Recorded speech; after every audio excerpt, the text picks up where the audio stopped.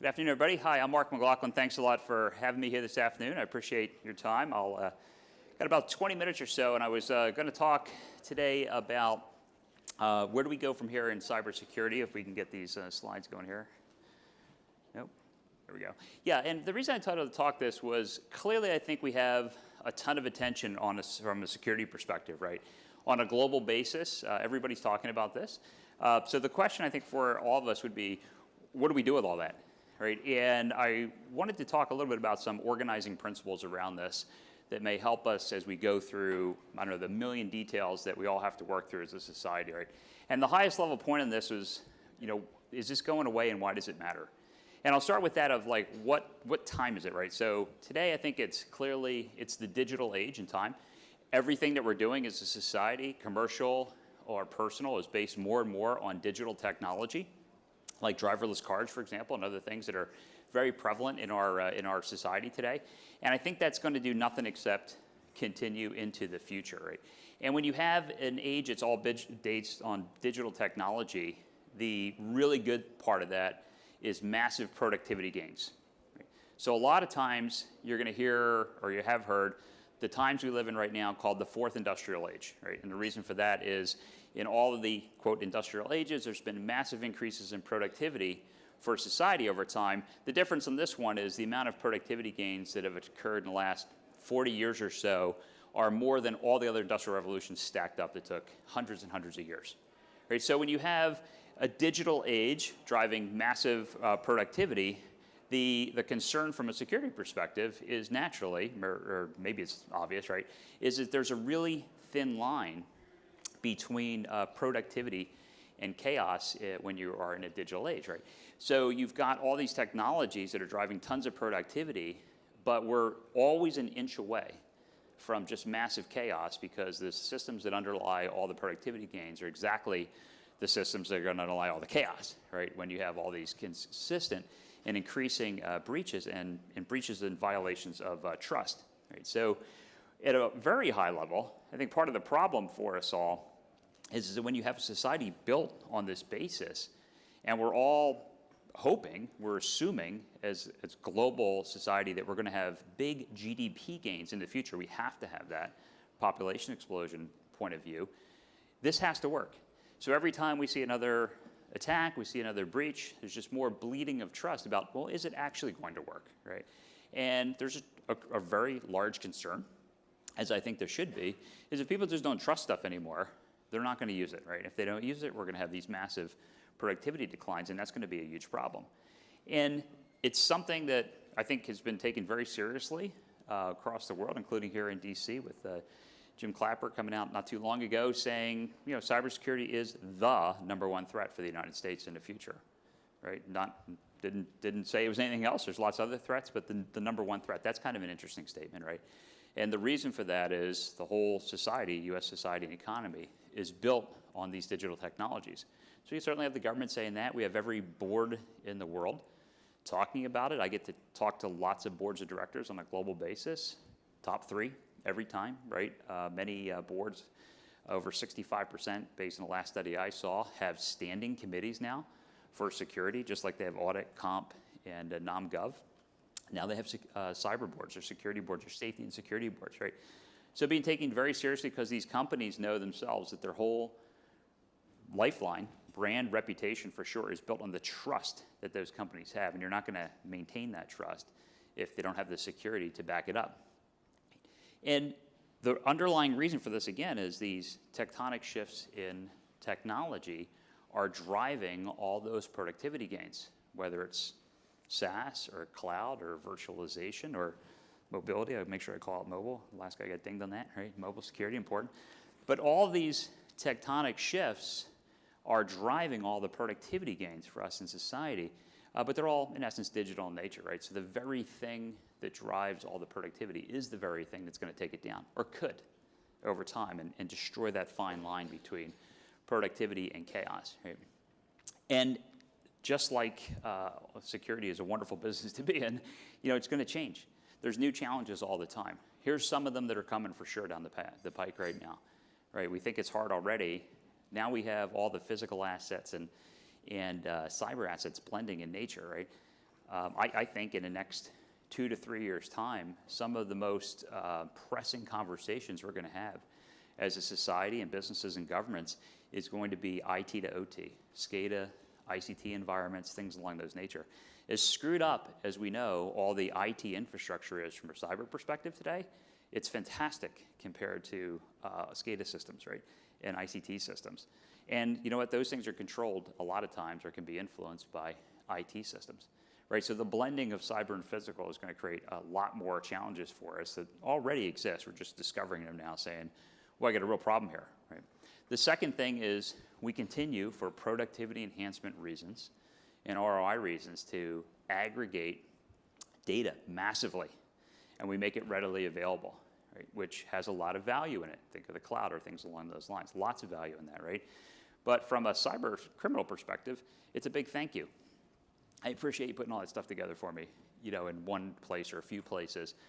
So that's going to drive lots of cybersecurity challenges for us in the future as to how do we guard those productivity gains.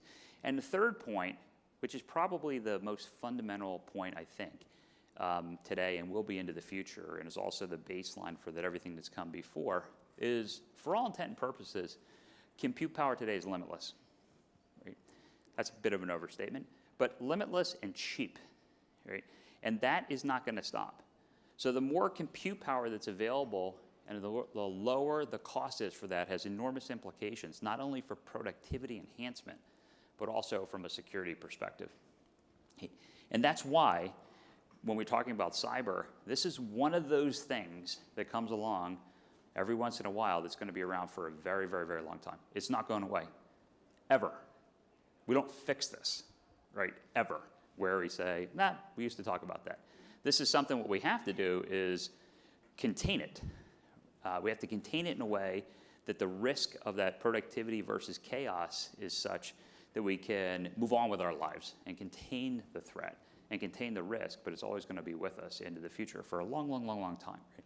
Now, I'm an optimist by nature. I'm actually optimistic that we're going to get to the point to be able to contain this in a lot of ways, but it's going to take decades. It's not going to take years of time, right? So where we want to get to, I think, as a society, is we're not doing this. We're not having a conference on cybersecurity every other day of the week that we're all going to, right? Because it doesn't mean the security issues are going to go away. It means we figured it out as a way to internalize it as a society and mitigate the risks such that we can contain it and move on with our lives. So when you have something that important, it's a big deal. It cuts to the very heart of society. Our entire GDP growth, if not other things, depend on it. It's really important to understand what you're trying to accomplish. So our ideas matter. Very seldom in life, in my experience, you get somewhere if you don't know where you're going in the first place, right? So ideas really matter from a setup perspective around organizing principles around where do we go from here? Where do we put all this time and attention that we're all putting into this, right? And the ideas that I would like to talk about is really about math, right? And the first point on this is prevention orientation. Right? And what I mean by that is not prevention, 100% prevention. I mean prevention orientation. And the reason that this is so important is, in essence, I think we're fighting a math battle. And if we're fighting a math battle where the adversary is very, very automated, and our response to that is increasingly manual in nature, you know, we're mathematically dead. It's just a matter of time. Right, so the first thing is a prevention orientation, and realizing that prevention in itself, orientation, is a math problem. The speakers before me talked a bit about the attack lifecycle, for example. So the idea of, can you interdict an attack on its path to become a successful attack? And can you do something about that before it's reached the end of its life cycle and it's become a successful attack? If you could, you would actually be doing high degrees of prevention. If you can't do that, and it is a successful attack, and there will be successful attacks, can you figure it out fast enough that you can immunize vast majority of the rest of society before they get hit, right? Because then you'd be doing high degrees of prevention. And underlying this whole concept is the idea of math and economics. Right? Today, as it has been in the past and will be into the future, I said compute power is basically limitless. It's also really cheap, right? The cost of compute power has continued to go down over time.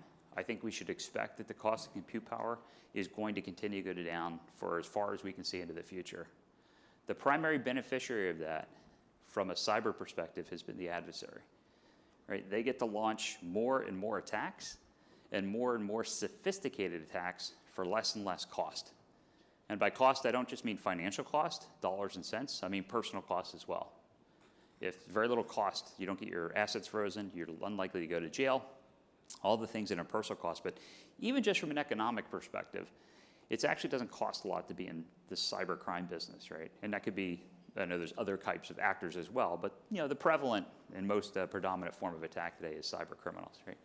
So as long as the cost of compute power goes down, this is what the curve looks like, right?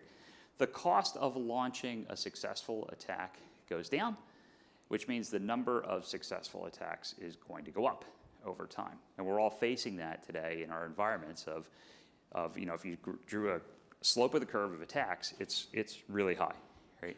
Nobody's bringing that down. Nobody, right? So the trick is, how do we bring down the number of successful attacks, right? So basically, how can we flip this on its head, right? This cost curve on its head and say, can we drive up the cost of a successful attack? Not drive up the cost of an attack, that would be nice, but drive up the cost of a successful attack to the point where some economics start to take over and say, it's hard, it's very expensive, you have to aggregate finite resources, the bad guys don't have all the resources in the world either.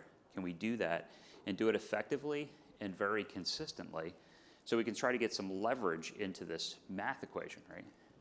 Now, when I'm running around talking to customers, prospects, it could be in government, they could be in business, they could be schools, it doesn't really matter. They're saying this, right? But here's what they say. They say 5 things. The first thing they say is, I really need better security than I have today, right? And when you drill into that and say, what do you actually mean by that, right? What they're saying is, I actually need high degrees of prevention. That's what I want, right? I don't want stuff to work, meaning I want the attacks to work. I want high degrees of prevention. And when I get that, I hope, I would like to have vastly reduced complexity in my enterprise or my network, right? Because we know for sure, it's a truism, that complexity is not the friend of security. Simplicity is, right? So I want better security. I want less complexity in the process from that. I would like to see in the course of that I get a lot better productivity and better total cost of ownership. And what they mean by that is, from a productivity perspective, is the least leverageable resource I have is people, right? I need my people to work on very productive things from a security perspective, not play whack-a-mole all day long, right? So I need them to be way more productive, and I really need better value from every dollar I spend. No, I haven't heard people say I want to spend less on security. I'm sure they would like to, by the way, right?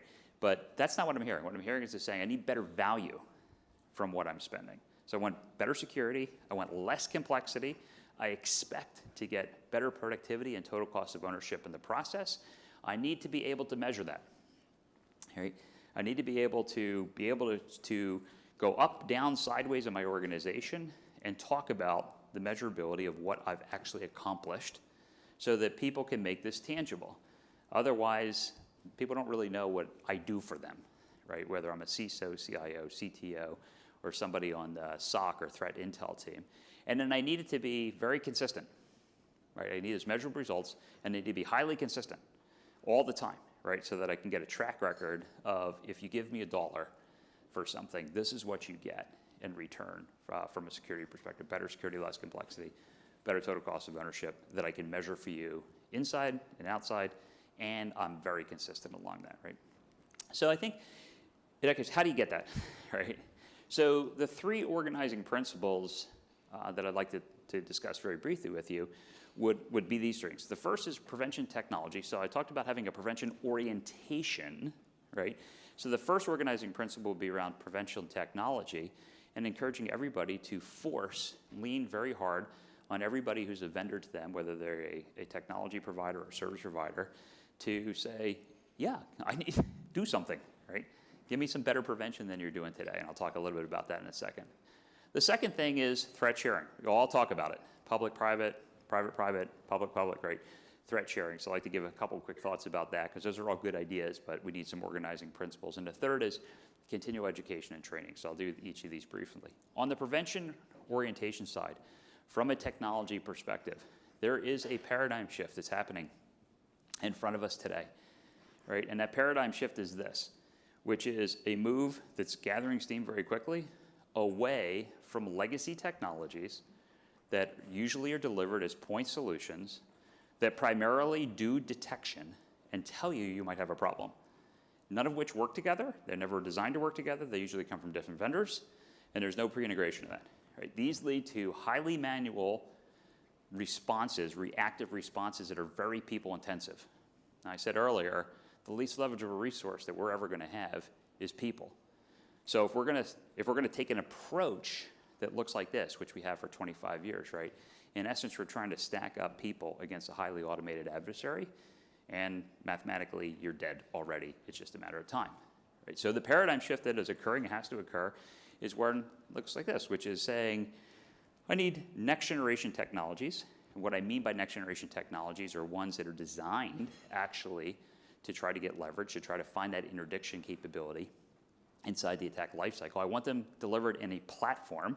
Everybody uses the term platform, but in this case, what I mean by that is things that were actually designed natively to work together. So they're highly automated, highly communicated, and they actually do things together before you take it out of the box. When you turn it on, right, it works that way, right? Whether it's software or hardware. And the third thing is that it's proactive in nature. It's prevention-oriented and proactive in nature, right? So that you don't have to be the back-end integrator of a bunch of point technologies that the best they're going to do is try to tell you, you might have a problem, right? So a prevention orientation from a technology perspective, that's happening, right? When this happens, it's very important that it be very consistent. I talked about consistency before, and here what I mean by consistent is that security capability, the high degrees of prevention in a very automated way that gets you a lot of leverage, has to be exactly the same no matter where your data is, right? Talking about topography today is a problem. Talking about data is what we should be talking about.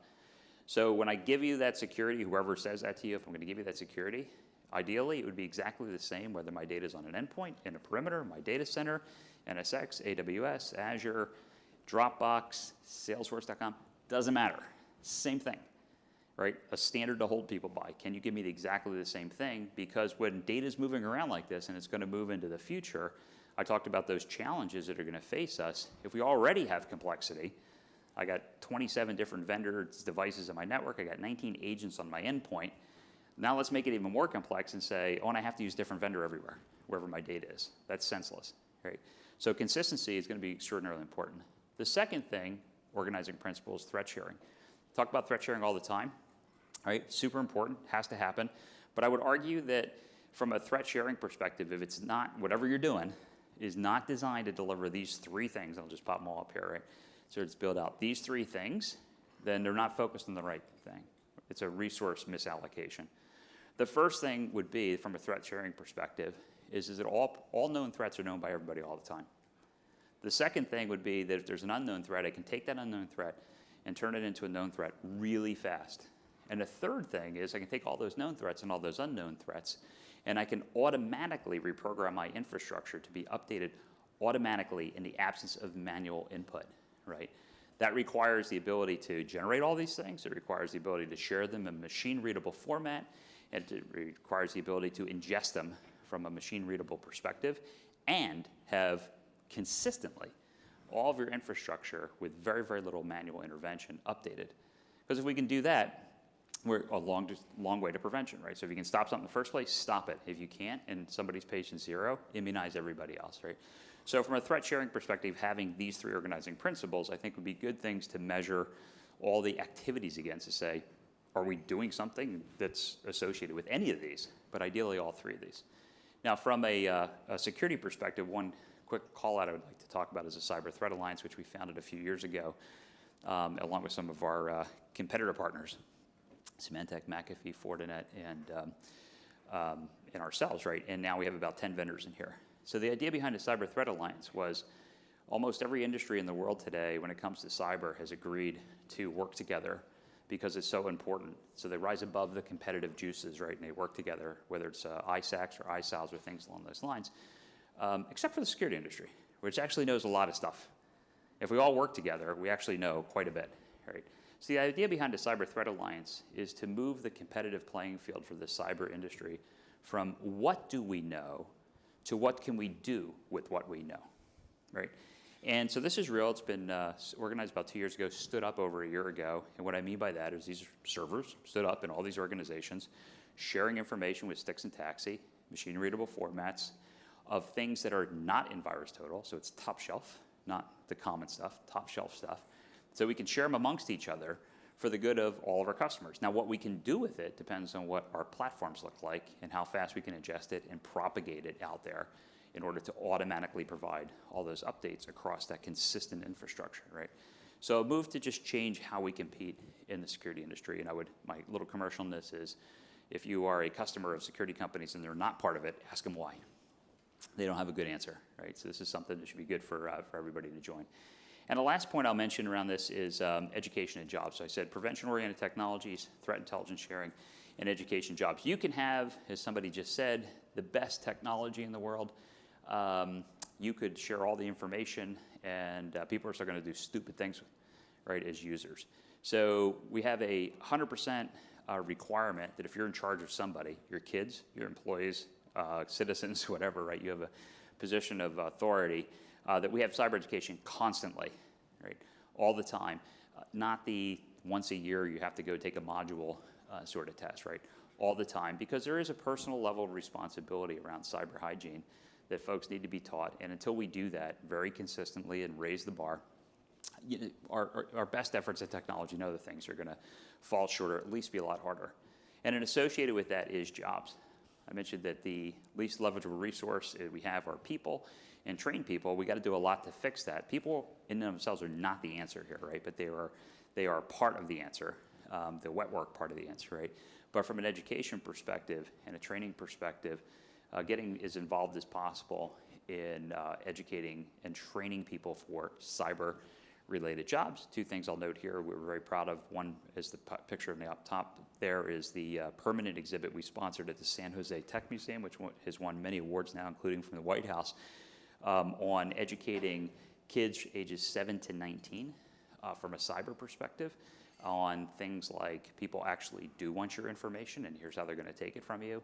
The basics of cryptography to get them interested in this industry for career things in the future, all the way down to actually, you can't see it on this picture, but storefront setup where somebody's the attacker in a van outside and somebody plays defense to get some sense about how this stuff actually works, right? And then from a jobs perspective, working with lots of veteran organizations who is a great source of talent, super talented people, very dedicated, motivated, who want to be in the cyber field. And if anybody would like to talk about what Palo Alto Networks plus other companies is doing to join efforts, we'd be happy to do that after that. So those are the 3 steps forward. Push for prevention, threat intelligence sharing defined the way I just said, and the third is education and jobs. And I would leave you with trying to keep these things in mind as organizing principles for the future of the digital age. And I am out of time. Thank you very much for your attention this afternoon.